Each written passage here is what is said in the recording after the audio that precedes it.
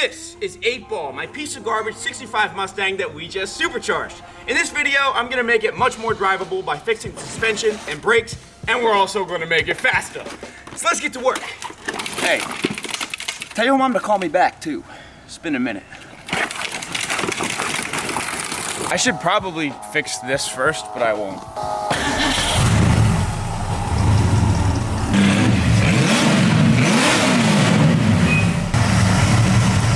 We got our work cut out for us. I just realized how much damage I did to the car in the intro. Dude, I just like walloped the door in 4 different places. Damn, dude, that looks terrible! First course of action, suspension and brakes. Our good buddy JB owns B&H Restorations in Pennsylvania, and he took all this stuff off of a customer's 65 Mustang. You might say, Tom, that stuff doesn't quite look new. That's because it's not. But it's much newer than the 59-year-old crap on the car, and it has 4-piston disc brakes. 2! I'd like to just drop all the suspension out at once, but it's not that easy. Steering linkage partially off. Steering.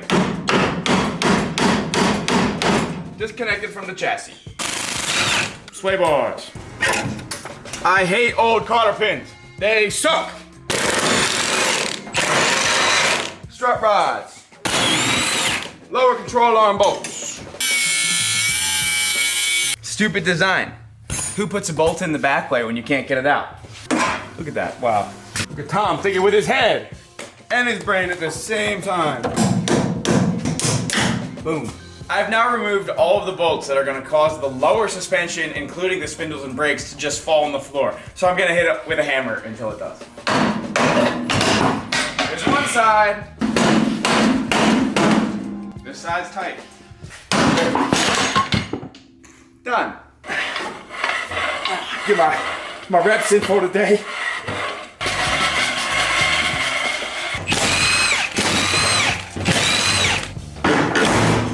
A little bit of tension on those.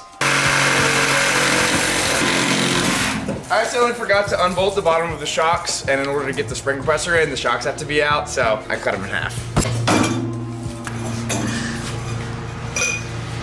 Scared of me? You scared of me? Yeah, I don't trust your athletic abilities. This is an internal spring compressor. It is required for removing stupid springs.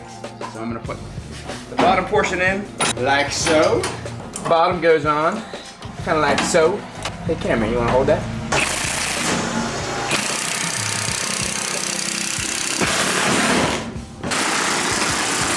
Uh-oh. Try it again. Last piece to the puzzle are these upper control arm bolts that we had to tighten 2 videos ago. They are the last thing holding the suspension in, and now they're out. So hopefully I can come in here and just pull this ticking time bomb out, which I'm a little scared of, I'll admit. Woo, everybody steer very clear of that. Let me loosen this up. Good.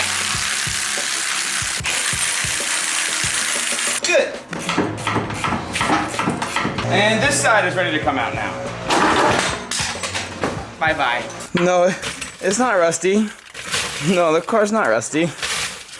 This is not frame rail. The factory suspension is officially gone. So now let's start installing the new stuff. New stuff. Starting with the upper control arms. It's been 2 hours since the last shot, and we've been fighting with the upper control arms. The problem is, these bolts that hold them in, you tighten them from the engine bay, and these splines are supposed to hold them in there without spinning. But the problem is the splines are stripped out, so it spins, and it's basically impossible to install. So what we're doing right now, getting them tight and welding them solid so they can't spin. That, right there, check it out. Not spinning anymore. Problem solved. Take 2. I put an eyeball amount of shims in here because when I took it off, there was an alarming amount of shims. So I put like, I don't know, 3/4 of an inch worth of shims behind this control arm. I think it's gonna be perfect.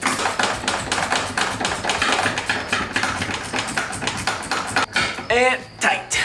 Control arm number 2 installed. Lower control arms.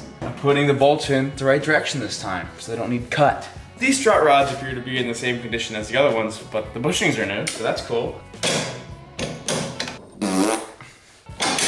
I'm leaving everything loose right now, and I'm just gonna kind of install it all finger tight, and then I'll go through and actually tighten it all. Sway bar and links. New springs. I'm hoping they're not lower, but I do think they're 1-inch lowering springs. Good thing about them is, I don't need the spring compressor. I can just toss them up in here and not absolutely hate my life. Just like that. You guys wanna know a secret? For the last hour, cameraman and I have been using the spring compressor on the stock springs and couldn't get them in. The spring compressor kept coming loose, springs wouldn't fit, couldn't compress them enough, so I'm using these ones. I really didn't want lowering springs, but hey, I also didn't want to break my fingers with a spring compressor or have an anger stroke. Brakes and spindles. 2. Time for some tightening. Spindle on. Strut rods. Tight. And sway bar. Lower control arm. And brake line. And clipped. And driver's side is done too. Now I'm gonna compress the suspension a little bit to install the shocks. That should be good.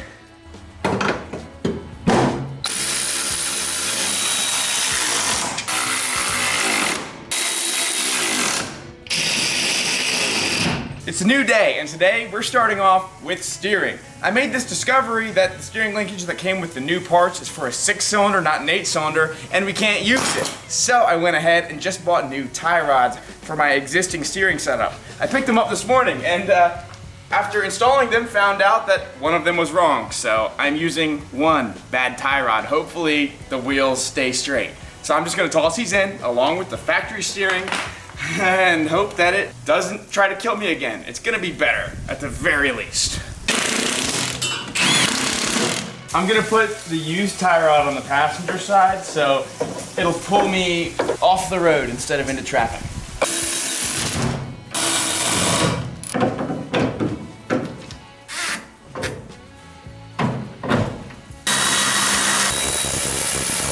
I'm gonna bleed the brakes real quick. Down, down, up.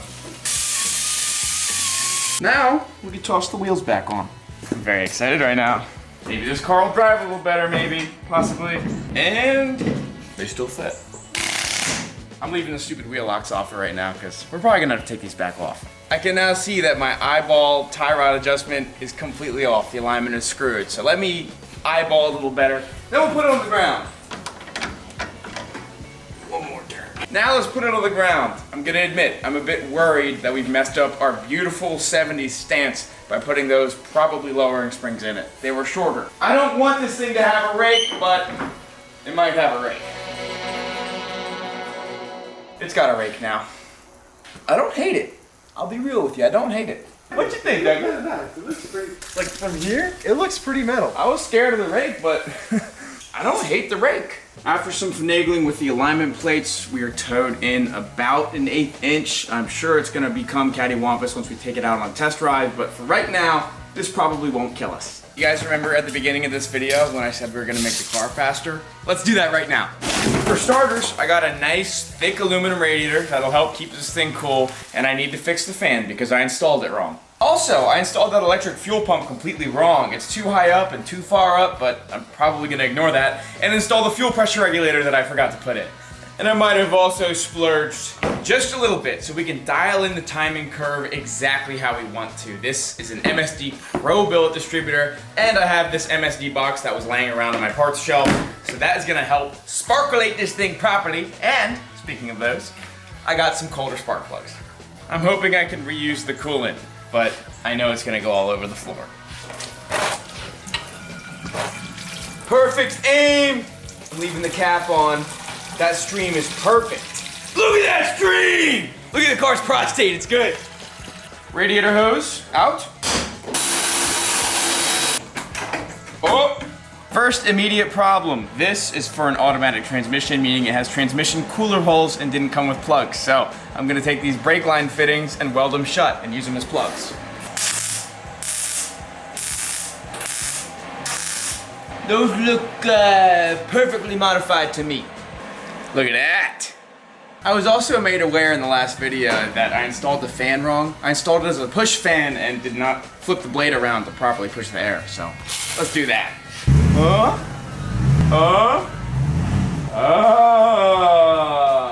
You're supposed to clap. Yay. Because I used the fan clips when we installed the fan on that radiator, now I'm resorting to zip ties and washers. Worked basically the same. You just gotta stick them through, pull them through. Now what we do on the back side is take our washer, slide it on, and take another zip tie, slide it on, boom, get it nice and tight. Look at that.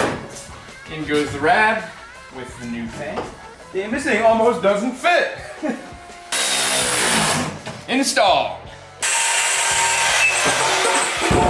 This flexible radiator hose will help with our routing problem. Because if you see, it is running through a very tight area, and that was gonna rub a hole in the old hose, so this should be pretty good.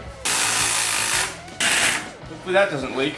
It might. All the comments were talking about how the fuel pump should not be so high up and how it should also be really close to the tank. But I'm not running that kind of fuel line, so I'm going to move it down a little bit. And I'll put the MSD box here. Regulator mounted. And hooked up. MSD box. I'm tying the MSD box into the fuel pump circuit just so I have to do less wiring and it'll turn on with the switch. All right, literally 2 hours later, you can see it's getting dark out. We have the MSD box all wired in. I put a new coil in it that does not require this external resistor. All we gotta do now is plop in the new distributor, get it dialed right, put coolant in it, and go for a spin. Brand new pro-built distributor. This is gonna look really good in there. The instructions are on the box. And it's in picture form. It's really easy for me to read. Directions. Directions. Now the reason this distributor is so awesome is that I have tuning capabilities with these springs and bushings. I can adjust both the timing curve, so basically when the timing changes and when it maxes out, and how many degrees I want that timing to be, just by changing the springs and bushings. So I've done some research and I've looked at lots of forums and I've decided the combination of springs and bushings I'm gonna use for this distributor. Now here we have all of these different graphs that explain the potential timing curves and max timing based off of the springs you use and the bushings you use. So what I would like to do is have a max of 23 degrees timing. I think that's safe. And I also like this timing curve because I think full boost is gonna kick in around 3,000 RPM. So what I'm gonna do is put one silver and one blue spring in, and I'm going to use the green bushing. Off comes the cap, boop, set that aside. And then I can take this off as well. I also did drop the MSD box on the ground twice. There's a chance it doesn't work. Where does that bushing go? Off comes the retaining nut for the bushing, and off comes the little washer. This is incredibly nerve-wracking, by the way. Now the bushing will pop out. There it is. There's a blue one right there. We're gonna go for the green one. Toss that one in there. Good thing I got little cracked fingers. Yes! Got it on there. Dude, if I can get this in, imagine what I could do to your mom. Say you're sorry. Sorry. Thank you. And the bushing is in. That was scary. I'm gonna try not to just fling these springs across the shop when I get them off. Yeah, I'm definitely flinging this across the shop. One heavy silver spring comes off. One light silver spring goes on. We're looking good there. One silver spring. Now for one blue spring. This is a blue spring. Boom. Whew, that's gonna go flying somewhere. And pop that on. Check me out, dude. Now I'm gonna put this thing back together. Rotor back on. Take the cap, set it aside for right now. We'll pop out this old distributor. Out comes the Dizzy. Let's make sure the gears are the same. Eyeball gauge says perfect. I'm gonna count them now. I've confirmed that the new distributor is exactly like the old one as far as gears go, so I'm gonna load this up with assembly lube. I'm gonna toss it in. By the way, MSD, this assembly lube smells like cinnamon. It's delicious. I really want to eat some. It can lube my assembly. It tastes like cinnamon. Yo, call your mom. Get it? Right? Josh, am I right? cameraman.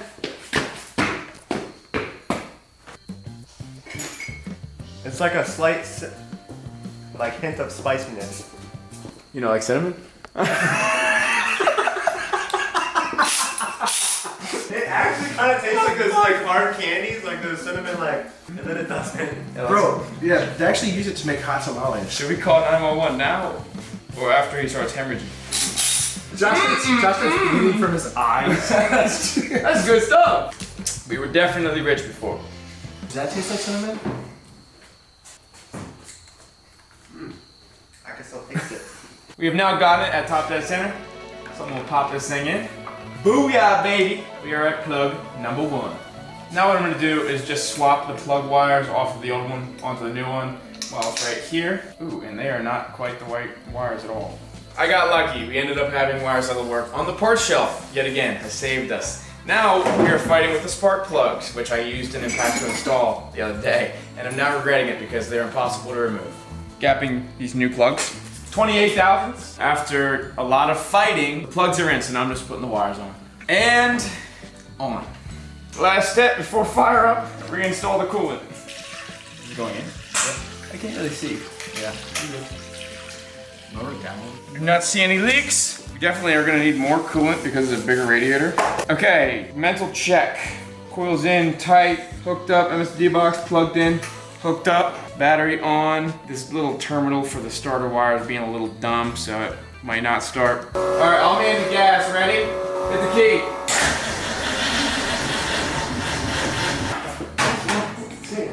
You ready? Go for it.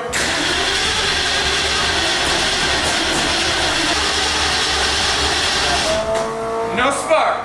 Cool. Well, turns out the MSD box that I pulled off the parts shelf in unknown condition and then proceeded to drop twice before installing it does not work. So tomorrow I'm gonna toss on the new MSD box and we're gonna hear this thing fire up. And then we're gonna ride it. But that's tomorrow. Really disappointing. It is the next day. I found an MSD box yet again on the parts shelf that I know works. I've wired it in, and also, if you didn't notice, we fixed the ignition switch off camera so the car cranks from the inside. So, let's fire this thing up. Declan, fuel pump please. Accessory please. Again.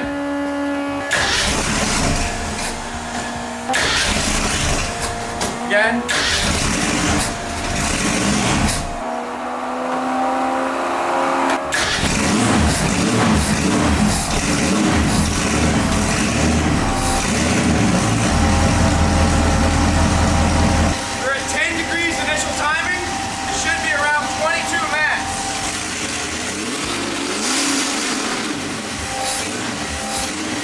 So now what I need to do is adjust the fuel pressure regulator. The fuel pressure is way too high. We're gonna go for a spin. I've adjusted the fuel pressure regulator. I'm gonna take off the timing light because the timing looks good. And then once we fire it back up, we're just gonna let it run, let the coolant burp, and adjust the fuel pressure, get her dialed.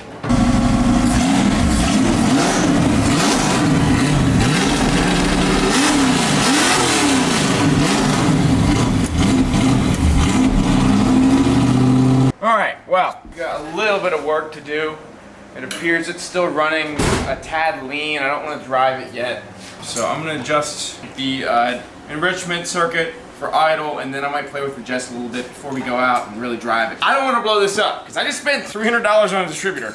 Okay, now's not the time to blow it up.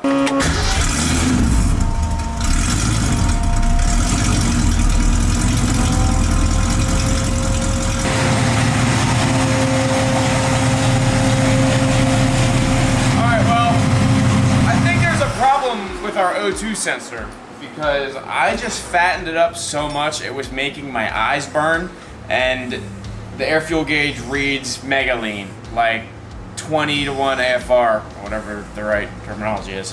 It's maxed out for leanness, and I just made it so rich it burned my eyes, which means that AFR gauge is not accurate.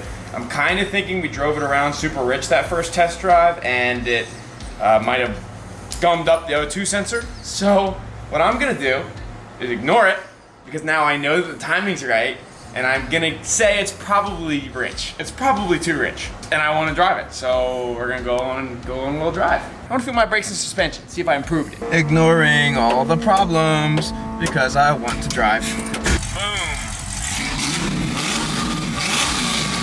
But I know it's rich. I can smell it. It's burning my eyes. All right, brake test. Oh, the brakes work so good! High five, dude! We got brakes. Okay, this thing is not gonna kill me from stopping. That's actually good. That's a good successful moment right there.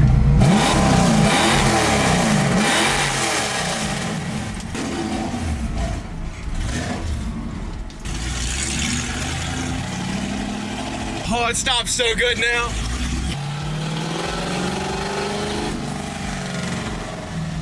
Feel those brakes?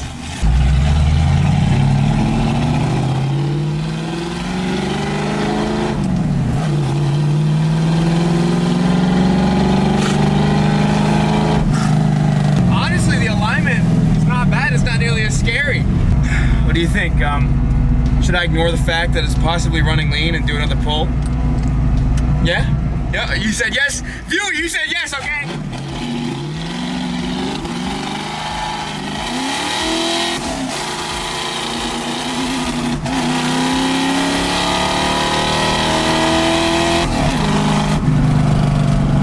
Pulls pretty decent. Broke up a little bit, but it was also wheel hopping super bad. It definitely feels more powerful. I hear that fuel pump just screaming for dear life. Let me hop out and check that real quick.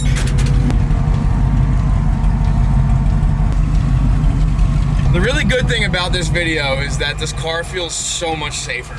It drives straight, it does not pull me all over the road, and it stops so nice. Ready!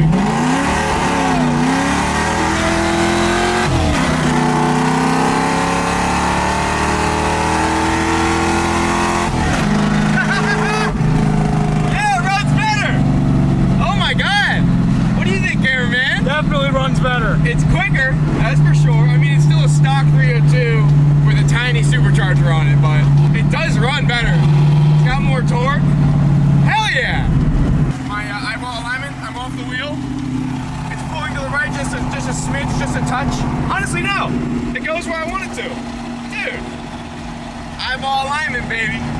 Feels pretty decent, to be honest with you. Dude, we are like 8 minutes into the first real cruise. It's driving so much nicer now. It's not scary, I'm not death gripping it. It stops straight. This is awesome. The car is actually enjoyable right now. So I got the blow by. What do you think? You think it's gonna blow up soon? Ah, it's fine. I think this thing's gonna hold together, dude. It's not that fast, I'll tell you right now. It is not that fast, but it runs all right. You think it'll do a burnout? You think it will? I think it will. It's way stronger. When you just drop a gear like that, it's not fast. Trust me, it's not fast. But it runs better, it's quicker than it was, and it has way more torque than it did last time.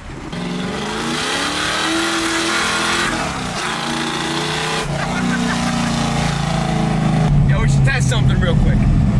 I say we do a quick little test.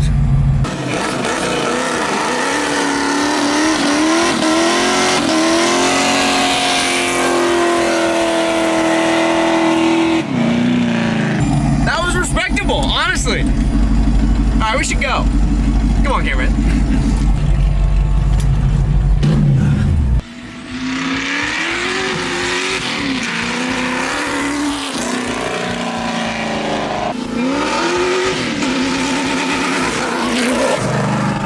Did you see the wheel hop? The wheel hop's horrific.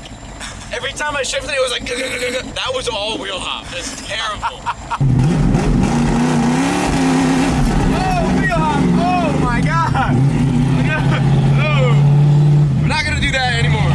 That is how you leave U-joints in the middle of the road and you walk home.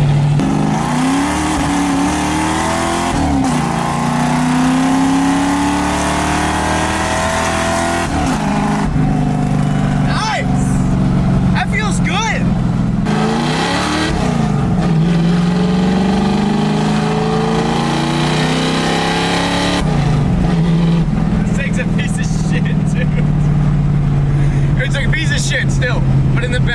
possible.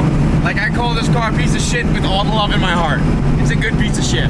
While we don't know what the air-fuel ratio is, everything else is awesome. I'm happy with the suspension, happy with the brakes. It's running ice cold. The timing feels better. It runs better. It runs way more consistently.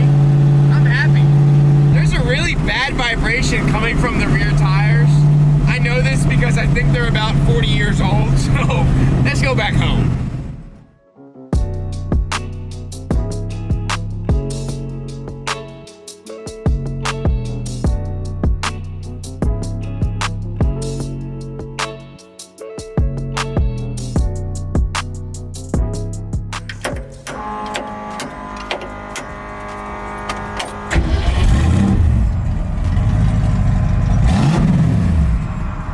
So happy right now. What started as a horrific death trap Mustang has turned into a slightly less horrific death trap Mustang with a little more power and a lot more torque. And it sounds awesome. Well guys, this was a very successful video. I'm super happy with the turnout. It drives straight even though it's not perfectly aligned. It stops great with those used disc brakes. And this motor is running better than ever, ice cold, and I have no idea what the air-fuel ratio is. That's not good, but I'm gonna ignore it. So guys, tell me, what do you wanna see more of? You wanna see me modify this thing some more? Because there's a chance I have some speed parts for it already. But if you don't wanna see it anymore, we can just doll it up and trade it. You let me know. I can't wait to hear what you think in the comments. Thank you for being along with me on the best damn automotive content on YouTube. I love you so much. Check out Patreon for 2 brand new rides. Check out Tom's Refurb merch for some brand new tees and air fresheners. And check out Speedy's for some awesome car gear. Love you guys. Like a lot. You know that though. I already told you. I tell you every week, but I gotta tell you more. Come on. You are loved by me.